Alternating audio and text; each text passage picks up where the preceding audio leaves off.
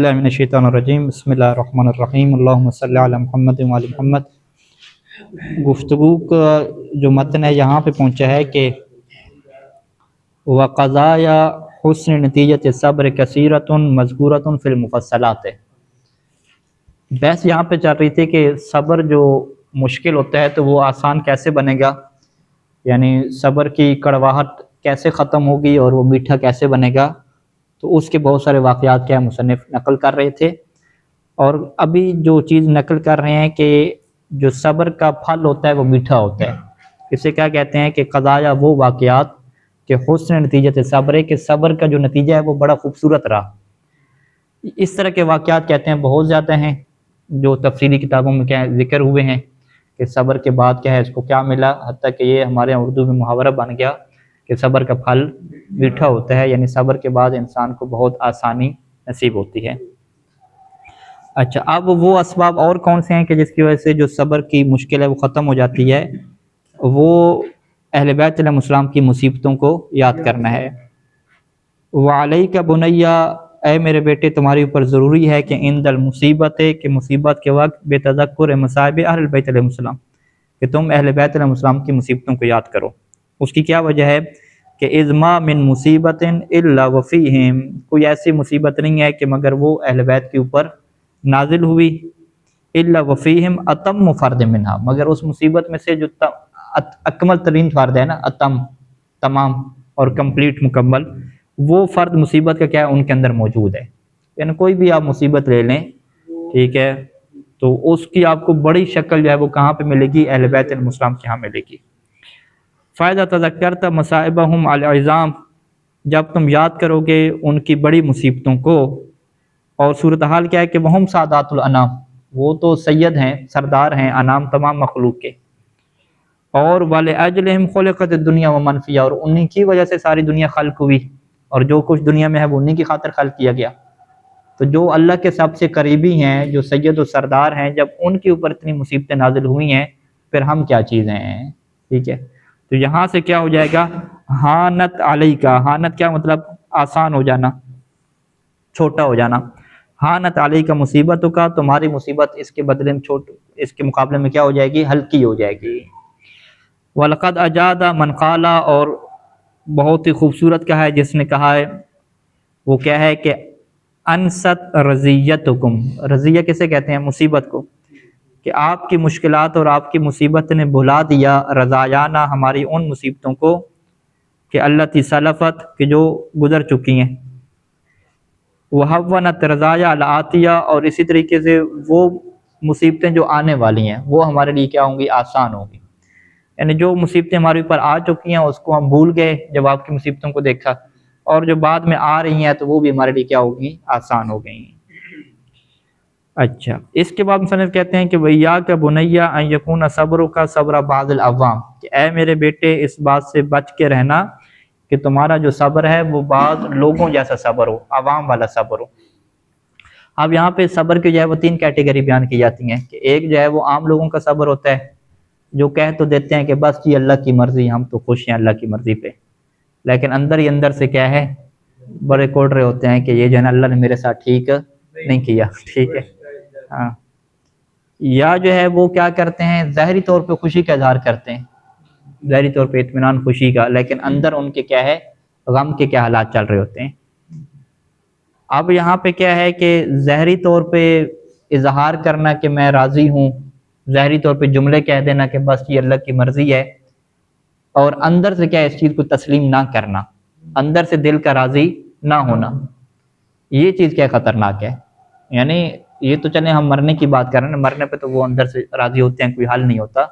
بعض کا جو مصیبتیں آتی ہیں پیسوں کی، لڑائی جھگڑے کی آتی ہیں، ٹھیک ہے، پیسہ ضائع ہو گیا، مال ضائع ہو گیا، چوری ہو گئی، کچھ بھی ہو گیا، تو وہ اوپر سے کہہ دیتے ہیں بس یہ اللہ کی مرضی، ہم صبر کریں گے، اندر سے کہہ رہے ہیں کہ میں نے اس بندے کو نہیں چھوڑنا، ٹھیک ہے جی، اس نے میرے ساتھ یہ زیادتی کی ہے، میں صبر کیسے کروں جی اس کے اوپر۔ حالانکہ صبر کیا ہے کہ آپ قدرت رکھتے ہیں تو معاف کر دیں، ٹھیک ہے، اندر سے انتقامی جذبہ بھی ہوتا ہے، نفرت بھی ہوتی ہے، اور اندر سے بعض کا کیا ہے؟ اللہ کے خلاف شکوے بھی ہوتے ہیں، ٹھیک ہے جی، کہ میرے ساتھ پتہ نہیں کیا ہو رہا ہے، میں تو سب کے ساتھ ٹھیک ہوں، اور یہی سارے حالات میرے ساتھ پیش آ رہے ہیں، اندر سے یہ ہیں۔ لیکن جب آپ اس کے ساتھ بحث کریں گے، گفتگو کریں گے، تو وہ کہیں گے بس جی ہم تو اللہ کی مرضی پہ راضی ہیں جیسا ہو رہا ہے، ٹھیک ہے۔ لیکن بعد میں یہ کیا پتہ چلے گا کہ نہیں، اندر سے راضی نہیں ہے۔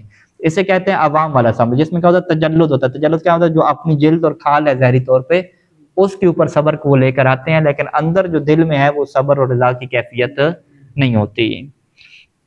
وَإِيَّاكَ بُنَيَّ أَن يَكُونَ صَبْرُكَ صَبْرَ بَعْضِ الْعَوَامِ، اے میرے بیٹے اس بات سے بچ کے رہنا کہ تمہارا صبر بعض عوام کی طرح ہو۔ اور بعض عوام کیسے صبر کرتے ہیں؟ وَهُوَ حَبْسُ النَّفْسِ عَلَى وَجْهِ التَّجَلُّدِ، کہ وہ اپنے آپ کو روک کے رکھتے ہیں کس وجہ سے؟ تجلد، یعنی ظاہری طور پہ، کہ ظاہری اور جسمانی طور پہ اپنے آپ کو روک کے رکھتے ہیں۔ ظاہری طور پہ آپ کو اچھا پیش کریں گے اپنے آپ کو، اور ظاہری طور پہ پیش کریں گے کہ ہم جو ہے وہ راضی ہیں بالکل اس کام کے اوپر، لیکن اندر سے کیا ہے؟ ایسا نہیں ہوتا۔ فَإِنَّهُ رِيَاءٌ مَحْضٌ، یہ کیا ہوتا ہے؟ محض ریا ہوتا ہے۔ بل لیکن صبر کا اقلن، بلکہ کم از کم تمہارا صبر کس کا ہونا چاہیے؟ متقین والا صبر ہونا چاہیے۔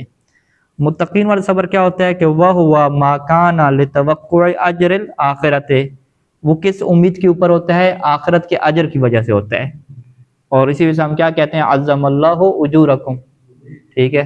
جب کسی کی وفات پہ جاتے ہیں، یہاں پہ رواج ہے، تو اس کو یہ کہتے ہیں کہ اللہ تمہارے اجر کو کیا زیادہ کرے، یوں تسلی دیتے ہیں، ٹھیک ہے جی۔ مثلا ہمارے پاکستان میں کیا کہتے ہیں؟ یہ بڑا افسوس ہوا اور جو ہے وہ بالکل یہ ہم بڑے غم میں چلے گئے ہیں اور دل ہمارا دکھتا ہے، یہ جملے۔ لیکن یہاں پہ جملہ مثلا عراق میں ہم نے علماء کے جو فاتح وغیرہ پہ جاتے ہیں تو وہ پہلا جملے آ کے یہ کہتے ہیں کہ اللہ آپ کے اجر کو زیادہ کرے آپ کے والد کی وفات کی وجہ سے۔ وہ کون سے اجر کو زیادہ کرے؟ یعنی جو آپ اجر کی توقع رکھتے ہیں، کیونکہ مصیبت کی وجہ سے آپ کو اجر و ثواب مل رہا ہے، لہٰذا اس کو دعا کیا یہی دی جاتی ہے۔ اور پھر عاشور کے روز ہم سب کو پتہ ہے کہ عاشور میں جب ہم سب مصیبت امام حسین علیہ السلام پہ غمگین ہوتے ہیں تو اس وقت یہ دعا ایک دوسرے کو دیتے ہیں کہ اللہ ہمارے اور آپ سب کے اجر کو کیا ہے اس مصیبت کے اوپر زیادہ کرے، کیونکہ ہم اس مصیبت کے اوپر اللہ سے شکوہ نہیں کر رہے نا، اس کے اوپر کیا ہم راضی ہو رہے ہیں دل کی وجہ سے، اجر کی وجہ سے۔ تو یہ کیا ہے؟ متقین کا صبر ہے کہ جس میں بات جو ہے وہ اجر کی جاتی ہے، اللہ اجر زیادہ کرے۔ وہ اجود منہ صبر العارفین، متقین کے بعد جو سب سے بہترین ہے وہ عارفین کا صبر ہے، ٹھیک ہے۔ عارفین کا صبر کیا ہے؟ وَهُوَ التَّلَذُّذُ بِالْمَكْرُوهِ، وہ تو مشکلات کے اوپر لذت لیتے ہیں بھئی، ٹھیک ہے جی۔ وہ یعنی اجر کی بات کیا ہو، ان کو اجر مل گیا، وہ کہتے ہیں کہ اجر آپ بعد میں بات کرو گے، ہمیں تو ابھی سے اجر مل گیا، ہم تو ابھی سے کیا لطف اٹھا رہے ہیں اس چیز کا، ٹھیک ہے جی۔ وہ کس وجہ سے؟ کیونکہ ان کی نگاہ کیا ہوتی ہے؟ بِالنَّظَرِ إِلَىٰ كَوْنِهِ مِنَ الْمَحْبُوبِ الرَّؤُوفِ الْعَالِمِ بِالْعَوَاقِبِ، وہ یہ کہہ رہے ہوتے ہیں کہ إِلَىٰ كَوْنِهِ، یہ جو مکروہ ہے نا، جو برا کام آیا میرے اوپر، مصیبت آئی ہے، یہ کس کی طرف سے ہے؟ میرے محبوب کی طرف سے ہے، ٹھیک ہے جی۔ محبوب تو کچھ کہہ دے تو وہ بھی برداشت خوشی سے کرتے ہیں نا، کہتے نہیں ہیں جی۔ اچھا، تو جب یہ ساری مشکل کس کی وجہ سے ہے؟ میرے محبوب کی طرف سے ہے، تو کیا محبوب کی وجہ سے کوئی بندہ محبوب کی وجہ سے مشکل میں پڑے تو اسے کیا برا لگتا ہے؟ کہتے ہیں کوئی برا نہیں لگتا۔ اچھا، محبوب بھی ہے اور ادھر سے کیا رؤوف بھی ہے، وہ مجھ سے بھی محبت کرتا ہے، وہ اپنے بندوں سے محبت کرتا ہے، اور اس کے اندر کیا خصوصیت ہے کہ العالم بالعواقب، وہ انجام کو بھی جانتا ہے۔ تو جو میرا محبوب ہے مجھ سے بھی محبت کرتا ہے، رؤوف الرحیم ہے، تو اس کی طرف سے جب یہ سب کچھ ہو رہا ہے وہ اسے روک سکتا ہے، نہیں روک رہا، تو پھر مجھے کس بات کی ٹینشن لینی؟ تو یہ جو ہے وہ کس کا کام ہے جی؟ عارفین والا کام ہے۔ اور یہی کام ہمارے جو بزرگ علماء ہیں جن کے واقعات ہمیں ملتے ہیں، یہ وہ اسی صبر میں انہوں نے کیا زندگی گزاری، ٹھیک ہے۔ آپ اگر ان کی اولاد سے پوچھیں تو شاید وہ کہے کہ ہم بڑی مشکل میں رہے، ٹھیک ہے جی، لیکن آپ خود ان علماء سے پوچھیں وہ تو لذت میں، وہ تو کہتے ہیں ہمیں کیا مشکل ہے بھائی، ٹھیک ہے، کھانا نہیں ہے، فاقہ کر رہے ہیں، تو وہ فاقہ کس کے لیے کر رہے ہیں؟ دین کے لیے کر رہے ہیں، محبوب کی خاطر کر رہے ہیں، اللہ سے ختم کر سکتا ہے، لیکن وہ اس تکلیف کو خود اٹھاتے ہیں، اپنی مرضی سے اٹھاتے ہیں، اور اس کو کیا محسوس کرتے ہیں لذت کے طور پہ۔ اچھا، اس کے نیچے تفصیلی حاشیہ ہے، اس کو ہم چھوڑ رہے ہیں، وہ روایت نہیں ہے بلکہ اس سے ہے، ٹھیک ہے۔ اچھا، آگے آ جائیں۔ وَعْلَمْ بُنَيَّ أَنَّ الصَّبْرَ لَا يُنَافِي الْبُكَاءَ عَلَى الْمُصِيبَةِ، اب یہاں پہ ایک نئی بحث مصنف چھیڑ رہے ہیں، اور یہ اہم بحث ہے، کیونکہ جو مکتب اہل بیت کے ماننے والے نہیں ہیں، جس سے ہم وہابی کہتے ہیں، اس میں دشمن لوگ ہیں، ان کے نزدیک صبر کا کیا معنی ہے کہ گریہ نہ کرنا، نہ رونا۔ اگر بندہ رو پڑا ہے تو اسے وہ کہتے ہیں کہ یہ صبر والا نہیں ہے، ٹھیک ہے، مصنف کیا کہتے ہیں کہ صبر اور بکا علی المصیبہ، مصیبت کے اوپر رونے میں کوئی تنافی نہیں ہے. ایک بندہ صابر بھی ہوتا ہے اور ادھر سے کیا ہے وہ غمگین بھی ہوتا ہے، کوئی اس میں نہیں ہے. یعنی صبر کا یہ مطلب نہیں ہے کہ آپ بے حس انسان بن جائیں. بے حس انسان کیا ہوتا ہے کہ جو روتا بھی نہیں ہے، ٹھیک ہے، جو کسی کے اوپر آنسو نہیں بہاتا، جو کسی کی وجہ سے غم میں نہیں جاتا، یہ بے حس انسان ہے. تو جو دین اور مذہب ہے وہ ہمیں بے حسی نہیں سکھاتا. اچھا، یہ جو شبہ ہے کہ صبر کا مطلب کیا ہوتا ہے انسان نہ روئے، غم کی حالت میں نہ جائے، یہ شبہ جو ہے وہ اللہ کے رسول کے زمانے سے لوگوں کے ذہن میں موجود تھا. اور یہاں پہ مصنف وہ روایت نقل کریں گے کہ جب اللہ کے رسول کا بیٹا جناب ابراہیم علیہ السلام ان کی وفات ہوئی اور اللہ کے رسول نے گریہ کرنا شروع کیا، رونا شروع کیا، تو جو صحابی تھا اس نے اعتراض یہی کیا کہ آپ تو ہمیں جو ہے وہ رونے سے روکتے ہیں اور خود رو رہے ہیں. یعنی اس کے ذہن میں کیا تھا کہ بھی رونے سے روکتے ہیں، ہمیں صبر کا کہتے ہیں، صبر کا مطلب کیا ہے کہ رونا نہیں ہے. اور ہمارے یہاں بھی ایسا ہوتا ہے کہ کوئی اپنی میت پہ رو رہا ہو، ہم کیا کہتے ہیں صبر کرو. صبر کرو کیا مطلب ہے؟ رونا بند کرو، اسے چپ کراتے ہیں کہ رونا نہیں ہے بھی چپ کرو. کیوں؟ وہ ہمارے صبر کے جملے سے کیا سمجھتا ہے کہ صبر، ہمارے یہاں بھی یہ استعمال ہوتا ہے نا بھی صبر کرو کیا مطلب، یعنی رونا ختم کر دو، رونا چھوڑ دو. تو اس نے بھی، صحابی نے بھی یہ اعتراض کیا کہ آپ ہمیں رونے سے کیا منع کرتے ہیں. تو اللہ کے رسول نے یہ فرمایا کہ میں نے آپ کو کب رونے سے منع کیا ہے؟ فما نہیتکم عن البکا، میں نے تمہیں رونے سے منع ہی نہیں کیا. پھر کہا کہ یہ جو دل ہے، جس بندے کا دل سلامت ہوتا ہے، دل تو جلتا ہے، دل تو غمناک ہوتا ہے، وتدمع العیون، اور آنکھیں تو آنسو بہاتی ہیں، اور یہ تو ایک رحم کی اور محبت کی شکل ہوتی ہے. اس میں آپ کو کس چیز نے منع کیا؟ یعنی ہمارے پاس بہت زیادہ روایات ہیں کہ ایک مومن جو دنیا سے جاتا ہے اس کے اوپر رونے کا بھی اجر ہے، ثواب ہے، کیونکہ آپ محبت کے اظہار کرتے ہیں اس کے اوپر. اور خصوصاً فقیہ کے متعلق روایات ہیں کہ فقیہ جب دنیا سے جاتے ہیں تو شیطان سب سے زیادہ خوش ہوتا ہے، لیکن آسمان و زمین اور یہ ساری چیزیں گریہ کر رہی ہوتی ہیں، رو رہی ہوتی ہیں. تو ایک مومن کے چلے جانے پہ گریہ و بکا کرنا، اس کی مصیبت پہ رونا، یہ ایک رحم کی دلیل ہے. رحم کیا مطلب؟ جو انسانی دل کے اندر کسی کے لیے احساس ہوتا ہے، اس احساس کے زندہ ہونے کی دلیل ہے. تو اسلام یہ نہیں کہتا کہ آپ اپنے دلوں کو پتھر بنا لیں اور جو ہے وہ اس کو غم کی حالت میں نہ لے کر، نہیں، دل کی بائی ڈیفالٹ سیٹنگ کو باقی رکھنا ہے. بائی ڈیفالٹ سیٹنگ دل کی کیا ہے کہ دل پریشان ہوگا، دل تو کڑے گا، دل تو جلے گا. آنکھوں کے بائی ڈیفالٹ سیٹنگ کیا ہے کہ آنکھ آنسو بہائے گی. یہ جو اصل فطرت ہے، نیچر، اس کو اسلام باقی رکھے گا. تو جب اللہ کے رسول نے یہ فرمایا کہ دل کا کام غم کرنا ہے، آنکھوں کا کام آنسو بہانا ہے، اور یہ رحمت ہوتی ہے، یہ احساس ہوتا ہے، اس کو باقی رکھنا ہوتا ہے، پھر کیا چیز میں تمہیں منع کی ہے؟ منع اس بات سے کیا ہے کہ تم اپنی زبان پہ شکوہ لے کر نہیں آؤ گے، اور ہم اپنی زبان سے ایسی چیز کا اظہار نہیں کریں گے کہ جس سے میرا رب راضی نہیں ہے، جو میرے رب کو کیا ناگوار گزرتی ہے. اور قرآن مجید میں آپ چلے جائیں، حضرت ایوب کے صبر کو نکالیں. نہیں، حضرت ایوب نہیں، حضرت یعقوب، حضرت یوسف کے والد. حضرت یعقوب نے جب پوچھا بیٹوں سے کہ حضرت یوسف کے ساتھ کیا کیا، تو آخر پہ کیا کہا؟ فصبر جمیل، فصبر جمیل. یہ قرآن میں سرچ کیجیے گا، فصبر جمیل. صبر جمیل کے بعد کیا کیا حضرت یعقوب نے؟ صبر جمیل کے بعد کیا کیا؟ ہے افسوس یوسف. اور پھر رونا دھونا شروع کر دیا، اتنا روئے کہ ان کی آنکھوں کا نور چلا گیا. اب آپ کیا کہیں گے؟ حضرت یعقوب کے اوپر کیا اعتراض ہوگا ان لوگوں کی طرف سے؟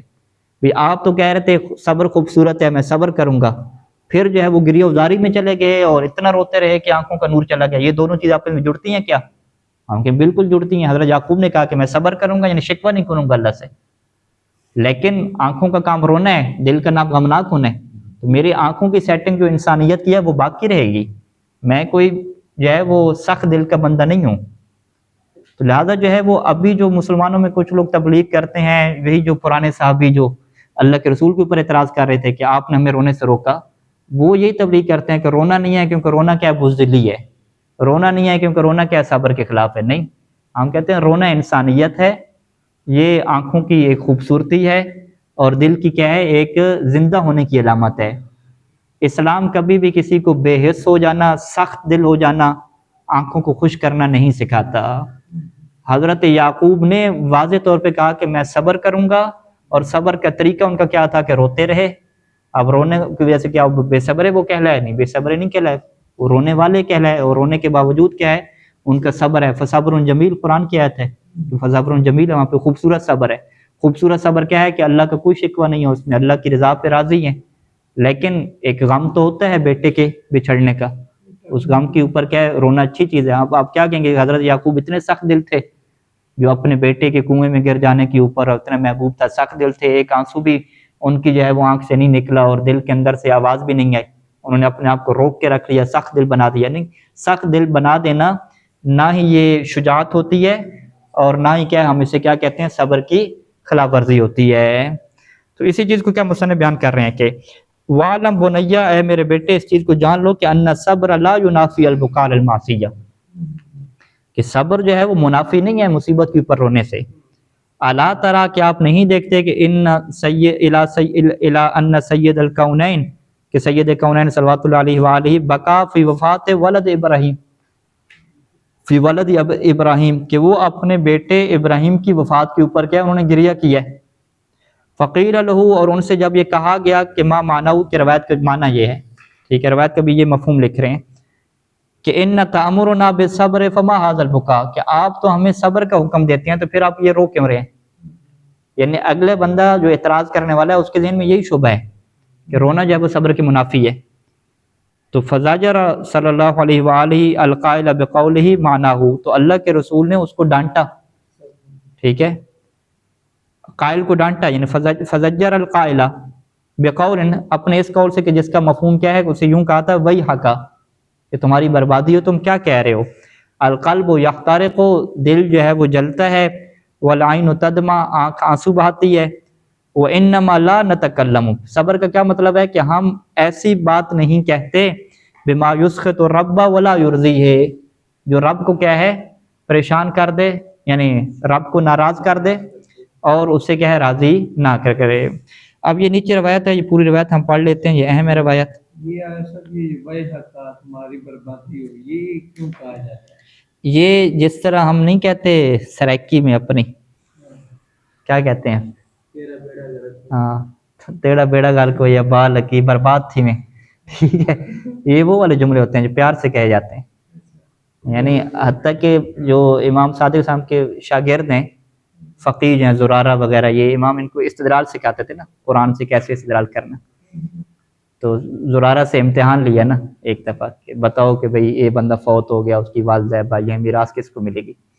زرارہ نے جواب یہ مان کہا یہ کہاں سے تم نکال رہے ہو؟ قرآن کی آیت پڑھی کہ بھئی یہاں دیکھنے لکھا ہوا ہے. پھر امام کہ وہی حقا یا زرارہ، ٹھیک ہے، ذرا برباد ہو جاؤ، یہ مطلب نہیں ہے آیت کا، یہ مطلب.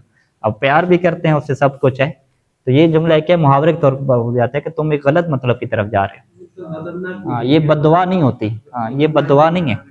یعنی اب آپ کہیں کہ بھئی امام صادق علیہ السلام نے زرارہ کو بد دعائیں دی ہیں تو وہ کیا ہو گیا، بدبخت انسان ہو گیا. نہیں، یہ ایک جملہ ہے جو پیار کی خاطر اگلے کو تنبیہ کے لیے بولا جاتا ہے کہ بھئی اکا تمہیں کیا ہو گیا، یہ ہو گیا، ٹھیک ہے. تو اس کا ہم سرائکی میں صحیح ہم معنی کیا کہتے ہیں، سرائکی میں کیا ہے برباد تھی میں، ٹھیک ہے، ٹھیک ہے، اس طرح وہ اپنے کو کہتے ہیں نا، ٹھیک ہے. اب وہ والد سے پوچھیں آپ بد دعا دے رہے ہیں بچے کو، کیا استغفر اللہ، برباد کہاں، برباد ان کی دعا تھوڑی دے رہا ہوں، ایک محاورے تن بولی جاتی ہے.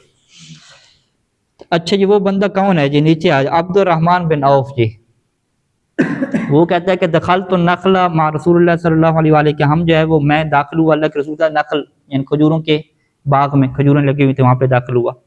فائدہ ابراہیم یجود بنفسی، تو حضرت ابراہیم کیا یجود بنفسی اپنے نفس کے جان کے ساتھ لڑ رہے تھے. یجود بنفسی جو بندہ آخری حالت میں ہوتا ہے. فاخذہ رسول اللہ صلی اللہ علیہ وآلہ فی حجرہ، تو اللہ کے رسول نے آپ کو اٹھا لیا اپنی گود میں. وفاضت عیناہ، اور آپ کی دونوں آنکھیں آنسو بہانے لگ گئیں. فقلت یا رسول اللہ اتبکی، تو میں نے کہا کہ اے اللہ کے رسول کیا آپ رو رہے ہیں؟ اما نہیتنا عن البکا، کیا آپ نے ہمیں رونے سے نہیں روکا؟ قال لیست عن البکا نہیت، میں نے آپ کو رونے سے نہیں روکا. پھر کیا فرمایا؟ قال وہذہ رحمت، یہ رونا تو کیا ہے ایک محبت اور رحمت ہے. فمن لا یرحم لا یرحم، جو کسی پہ رحم نہیں کرتا، جو کسی پہ جو ہے محبت کے اظہار نہیں کرتا تو اس کے اوپر بھی رحم نہیں کیا جاتا. یا ابراہیم، پھر اپنے بیٹے کو خطاب کر کے کیا کہا؟ اے ابراہیم لولا انہ امر حق وبعد صدق، اگر حق امر نہ ہوتا اور سچا وعدہ نہ ہوتا، وہ سبیل لا بد انہا ماتیۃ، اور ایسا سبیل نہ ہوتا کہ جس کا آنا ضروری ہوتا ہے، وان آخرنا سوف یلحق اولنا، اور ایسا نہ ہوتا کہ ہمارا جو آخری ہے وہ پہلے والے کے ساتھ مل جائے گا، ان سب چلے جائیں گے دنیا سے، تو لحزن علیک حزنا هو اشد من هذا، تو میں تمہارے اوپر ایسا غم کرتا کہ جو اس سے بھی زیادہ کیا ہوتا ہے، شدید ہوتا، یعنی حضرت یعقوب کی طرح کا غم ہو جاتا، آنکھیں کیا میری چلی جاتی۔ وَإِنَّا بِكَ لَمَحْزُونُونَ، اور بے شک ہم تمہاری وجہ سے غم کی حالت میں ہیں، ٹھیک ہے، یعنی یہاں پہ واضح کہہ دیا کہ ہم غم کی حالت میں، ہمارا دل غم کی حالت میں ہے۔ تدمع العین، اور آنکھ آنسو بہا رہی ہے، وَيَحْزُنُ الْقَلْبُ، اور دل کے اندر کیا غم ہے، یہ رحمت ہے، یہ محبت ہے، یہ احساس ہے، یہ باقی رہنا چاہیے۔ ولا نقول، اور ہم نہیں کہتے کہ ما یسخط الرب تبارک و تعالی، کہ جو اللہ تعالیٰ کو ناراض کرے، یعنی اللہ کو جو ناراض کرنے والے ہیں اور اللہ کے فیصلے کے اوپر راضی نہ ہونے والے، یہ عقیدہ ہمارا نہیں ہوتا، ایسا جملہ بھی ہمارا نہیں ہوتا، اور دل کے اندر بھی کوئی آواز نہیں ہوتی، لیکن دل کے اندر احساس اور رحمت کیا ہوتی ہے، باقی ہوتی ہے۔ اب مثال کے طور پہ یعنی یہ آنکھ گر گیا، یہ بھی رحمت پروردگار ہے نا، دل کا نرم ہونا، آ جانا۔ ہاں بالکل، احسن تم، تو یعنی جن کے دل سخت ہوتے ہیں، آنکھیں آنسو نہیں بہاتے،